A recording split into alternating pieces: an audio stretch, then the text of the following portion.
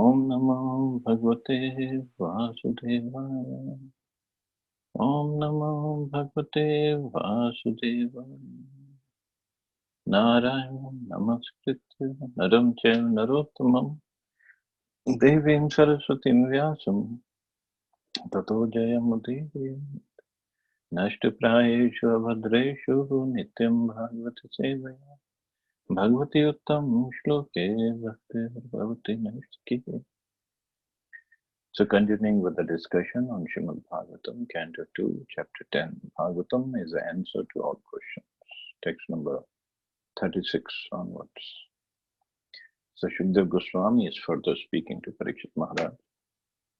Savacha ya vachkatya Bhagwan Brahma Rutre Nama Rupa Kriya Dhatte Sakarma Karmaka Paraha. He, the personality of Godhead, manifests himself in a transcendental form, being the subject of his transcendental name, quality, pastimes, entourage, and transcendental variegatedness. Although he is unaffected by all such activities, he appears to be engaged. Whenever there is a need for material creation, the transcendental personality of Godhead accepts forms in the material world for creation, maintenance, and destruction. One should be intelligent enough to know his activities in truth and not be biased to conclude that he descends to the material world by accepting a form created by material nature. Any form accepted from the material nature has its affection for everything done in the material world. A conditioned soul who accepts a material form for undergoing a certain term of material activities is subjected to the laws of matter. But here in this verse, it is clearly stated that although the forms and activities of the Lord appear to be the same as those of conditioned soul, they are supernatural and impossible for the conditioned soul. For he, the Supreme Personality of Godhead, is always unaffected by such activities. So here Shukdev Goswami is saying that although he manifests himself in a transcendental form and subject to transcendental name, quality, pastimes, and entourage, everything is transcendental about Krishna, but he appears in a human form, just like a conditioned soul. But he is definitely aloof from all this. He's always transcendental. The Lord is never affected by the activities which apparently performs by his different incarnations and personalities, nor does he have any desire to achieve success by fruitive activities. The Lord is full by his different potencies of wealth, strength, fame, beauty, knowledge, and renunciation, and thus he has no reason for physical exertion like the conditioned soul. Therefore, an intelligent person who can distinguish between the transcendental activities of the Lord and the activities of the conditioned souls is also not bound by the reaction of activities. So there is certainly a difference between Krishna's activities. His activities are all pastimes, lila. Our activities are because of karma. We are bound by karmic reactions, and then we do some activities based on the three modes of nature. The Lord as Vishnu, Brahma, and Shiva conducts the three modes of material nature. From Vishnu is born Brahma, and from Brahma is born Shiva. Sometimes Brahma is a separated part of Vishnu, and sometimes Brahma is Vishnu himself. So it is said that when Vishnu doesn't find a suitable living entity to take the position of Brahma, he himself takes the position of Brahma. Because this process of creation, maintenance, and destruction has to go on in the universe. Thus, Brahma creates a different species of life all over the universe, which means that the Lord creates the whole manifestation either by himself or through the agency of his authorized deputies.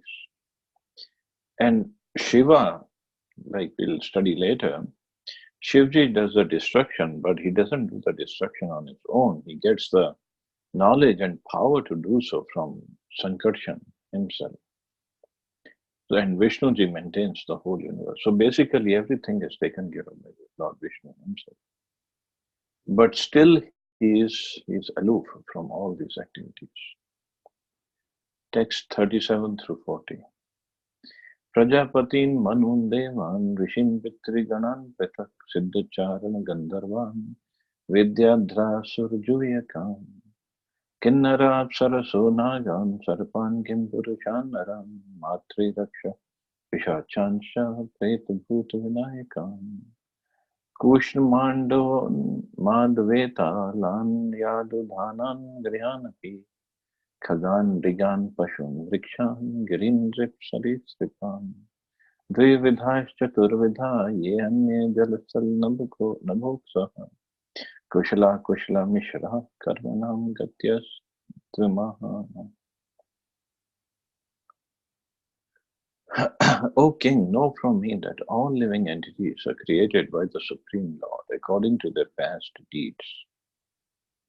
This includes Brahma and his sons like Daksha, the periodical heads like Vavasat Manu, the demigods like Indra, Chandra, Varuna, the great sages like Bhrigu, Vyas, and Vashishta, the inhabitants of Pitriloka and Siddhaloka, the Charans, Gandharvas, Vidyadhars, Asurs, Yakshas, Kinnars, and angels, the serpentines, the monkey-shaped Kimpurishas, the human beings, the inhabitants of Matriloka, the demons, Pishajas, ghosts, spirits, lunatics, and evil spirits, the good and evil stars, the goblins, the animals in the forest, the birds, the household animals, the reptiles, the mountains, the moving and standing living entities, the living entities born from embryo, from egg, from perspiration, and from seeds, and all others, whether they be in water, land, or sky, in happiness and distress, or in mixed happiness and distress.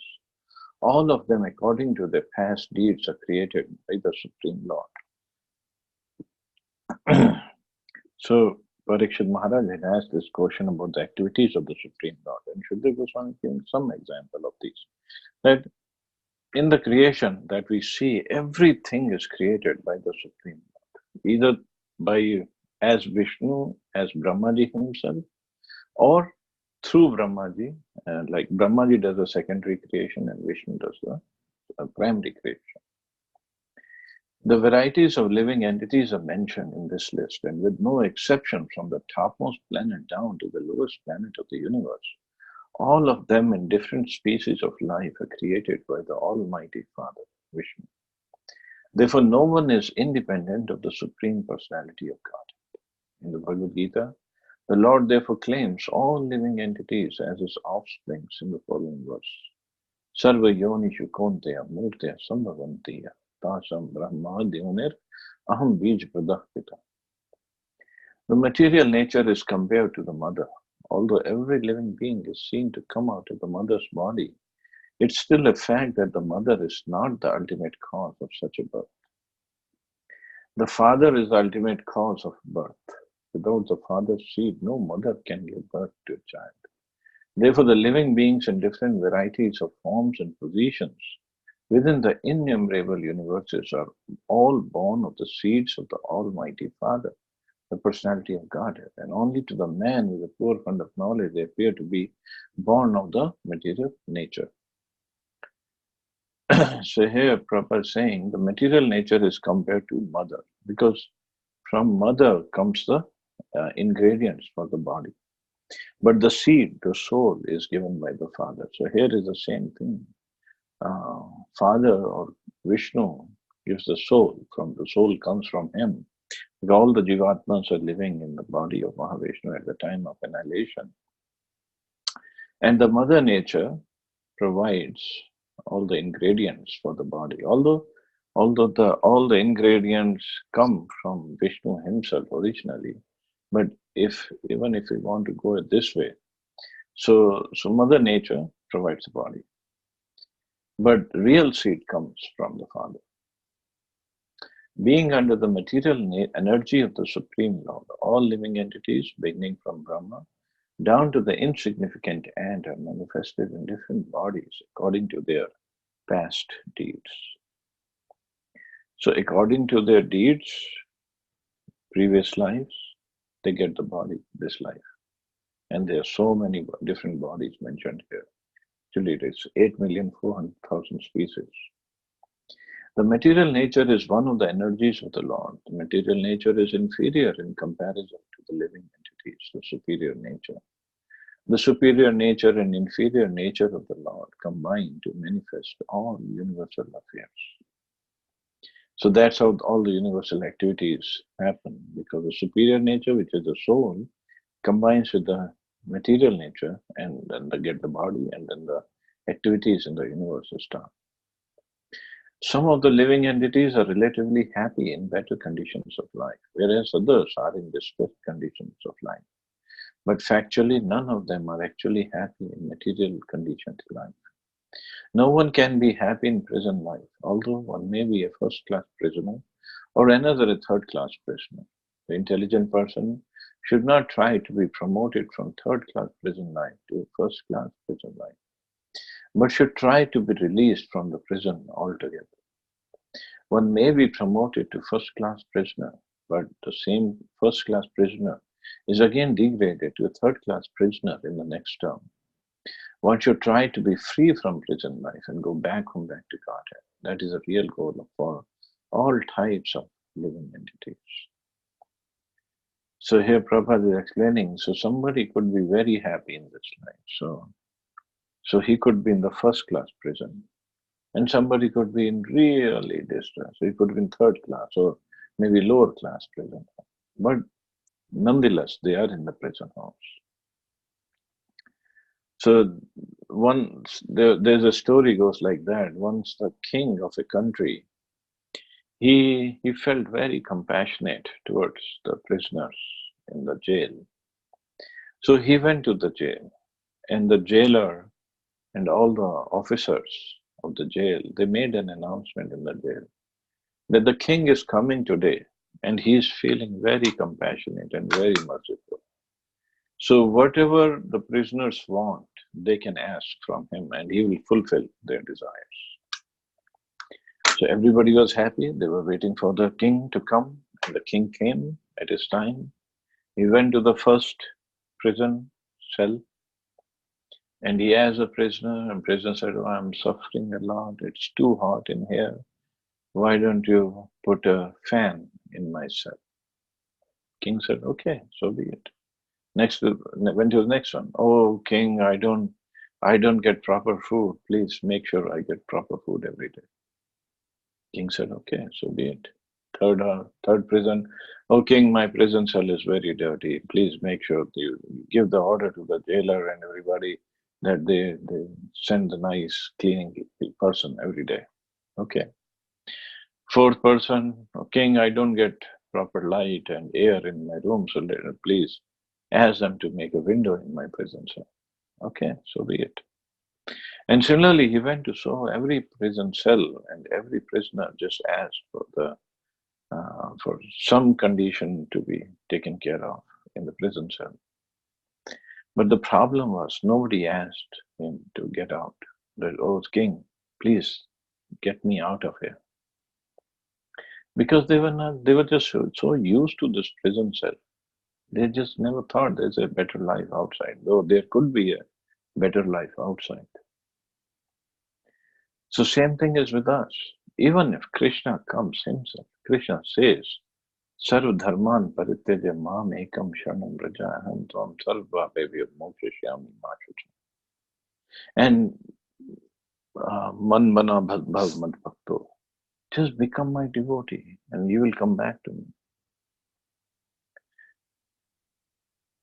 We don't know what's in the spiritual world, what spiritual life is all about. So people, what do they ask Krishna? "Oh, Krishna, give me a better job in this life. Give me let my business flourish. Give me some more money. Take away my physical ailments. Let my son get married. Let my daughter get married. Let my son go to America. Let my son get a nice job and this and that. Give me a bigger house." But this is not what Krishna is here for. He can give us much more. But people like those prisoners, they don't know anything better. So they ask for all these material boons, which are first of all temporary, and secondly, this is not what Krishna comes here for. Krishna sends his devotees, or Krishna sends the scriptures. This is not the reason.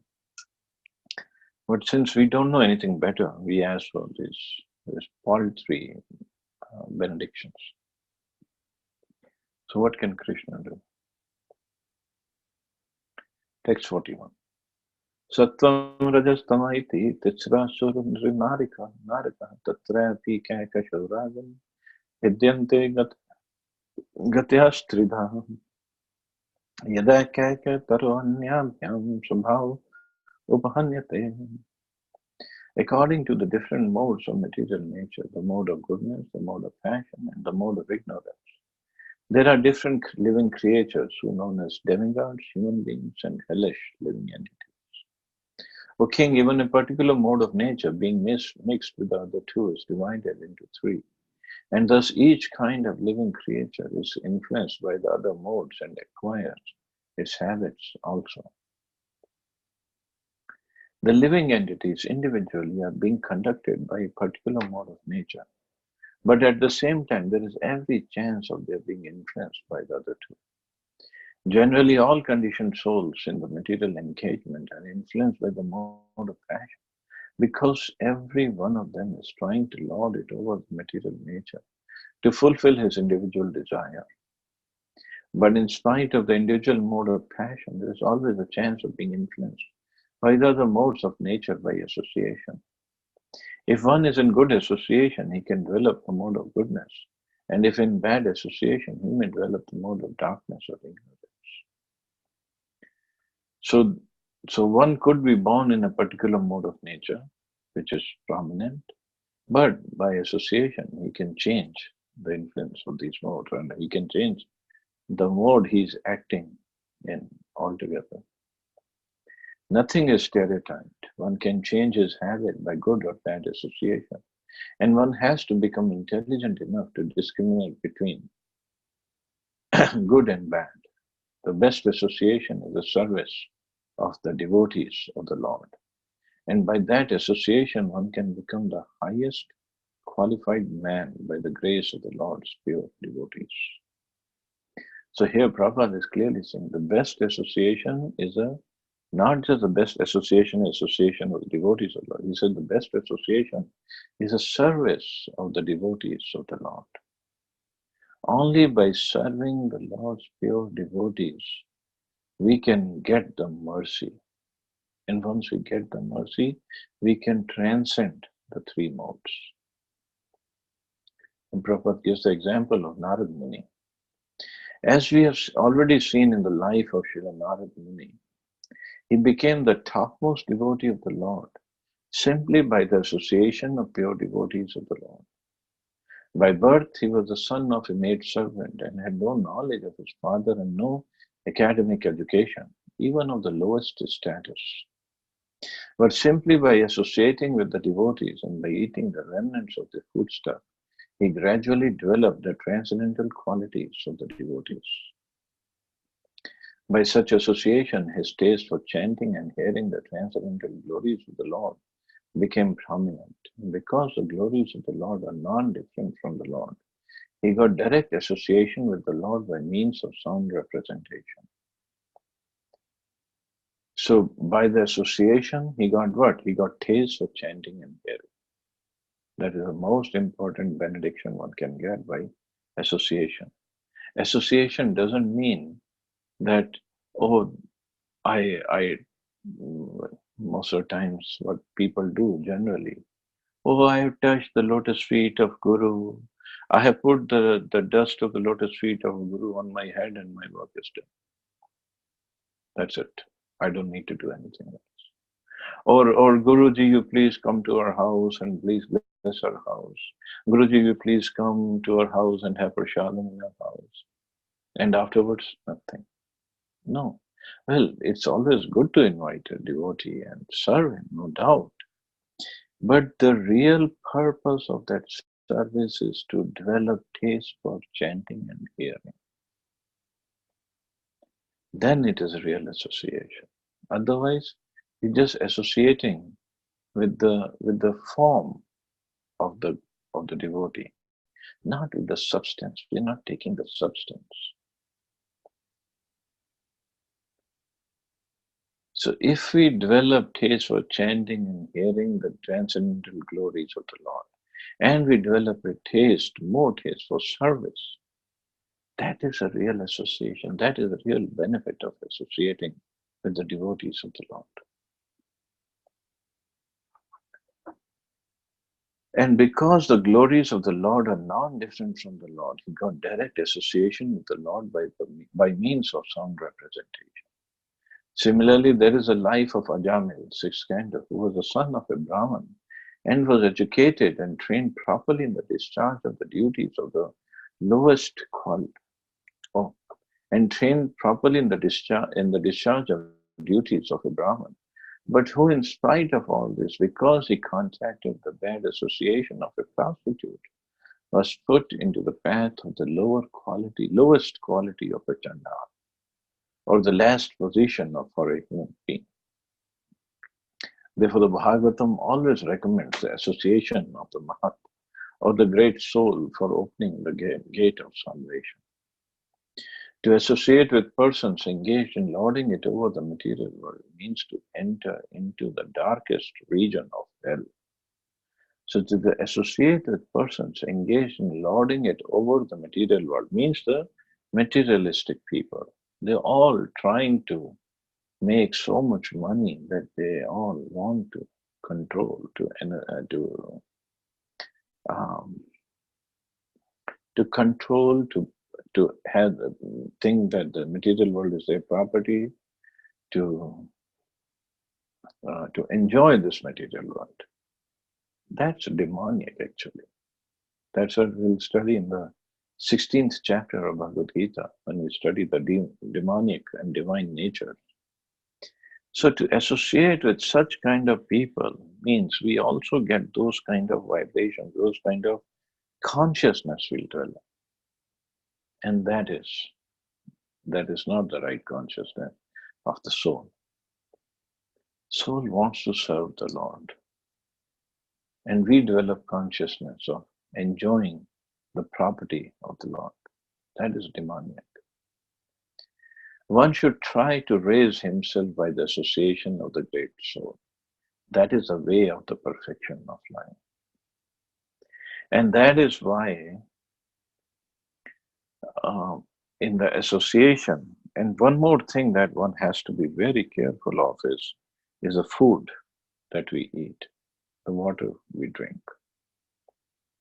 That's why before honoring Prashadam, we always sing this prayer, Sharira Vidya Jal Jadendriya Prahita.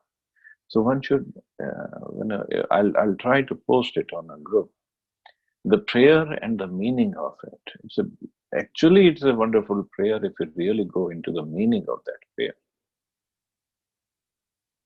That this jiva, this tongue, is the most difficult to control. Most difficult.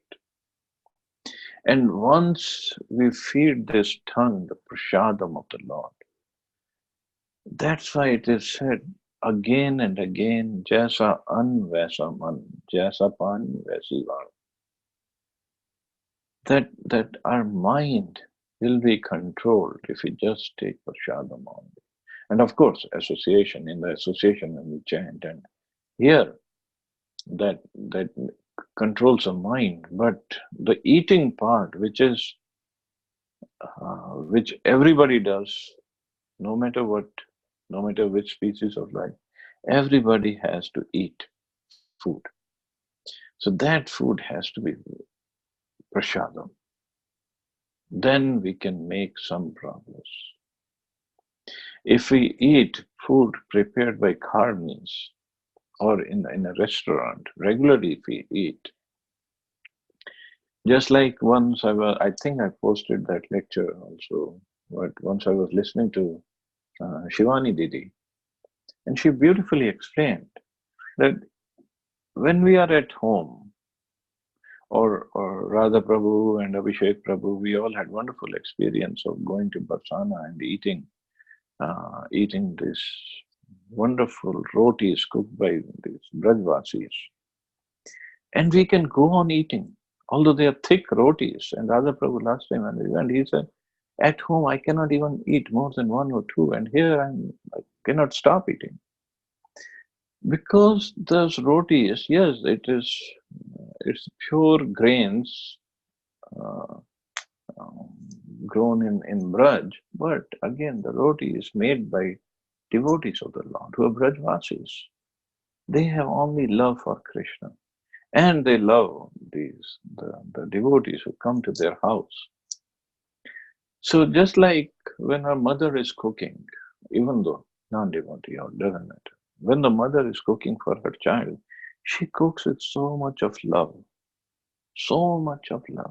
that you keep on eating because you're tasting the love of the mother. At the same time, when we are eating in a restaurant, that cook or the waiter who is serving, they're not doing it out of love, they're doing it out for money. So our mentality, consciousness also becomes like that. When we eat in the restaurant, our consciousness becomes like that of making more and more money. We become more and more passionate. And when we eat at home, simple food cooked by our mother or our husbands, wives cooking for them, then the love arouses in our heart. But the same thing, if it is cooked by a devotee offered to Krishna with lots of love, when that food goes in our stomach, then what is that going to generate? Only love for Krishna. So that changes the consciousness completely. There's so many examples. People became wonderful devotees just by eating prasadam. Narad Muni also ate prasadam, remnants of foodstuff left by those sadhus. So that is the potency of prasadam, and that's the potency of association of devotees. So we have to hanker after and honor the association of devotees, honor the prasadam, and then we can definitely make wonderful progress on the path of spiritual life. Otherwise, it's very, very difficult, very difficult. And association, as I said, association means we get more and more affinity for hearing, chanting, service, and association, further association. That is uh, the purpose of association. So anyway, I'll stop here. See anybody has any questions or comments.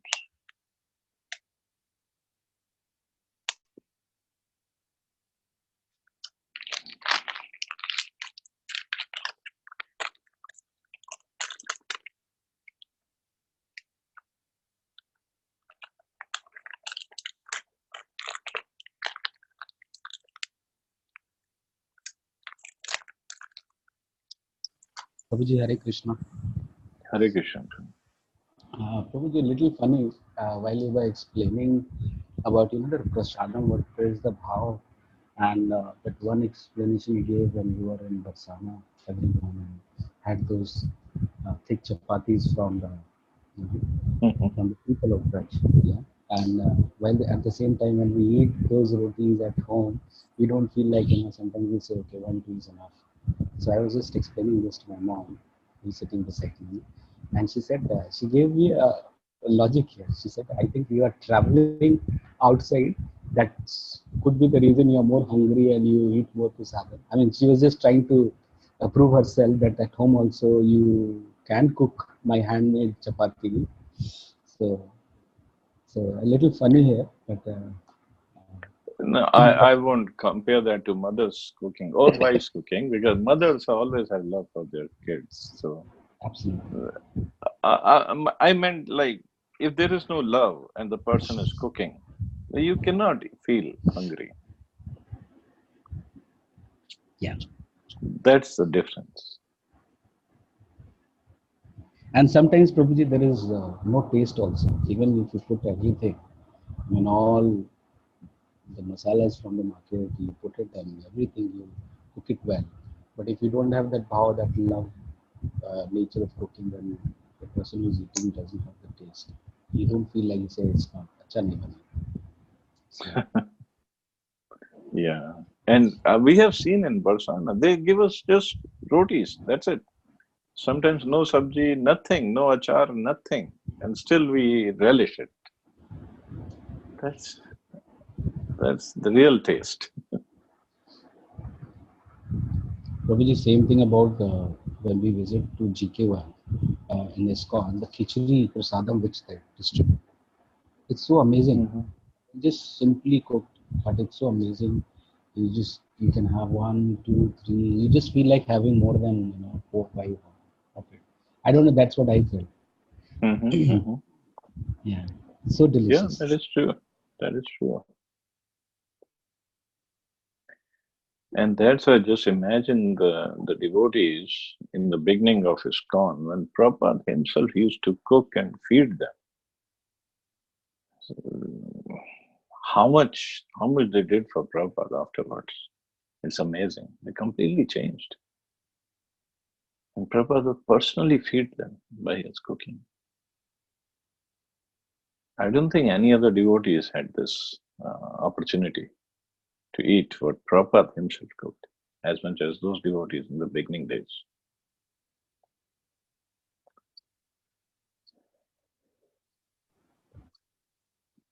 But anyway, this is just an observation. I guess we can stop here. You all have a wonderful day. Hare Krishna. Jai Srila Prabhupada. Hare Krishna Prabhu. Jai Jai Shri Shri Prabhupada. Prabhupada. Thank you so much. Thank you so much, Prabhuji. Hare Thank Krishna. you.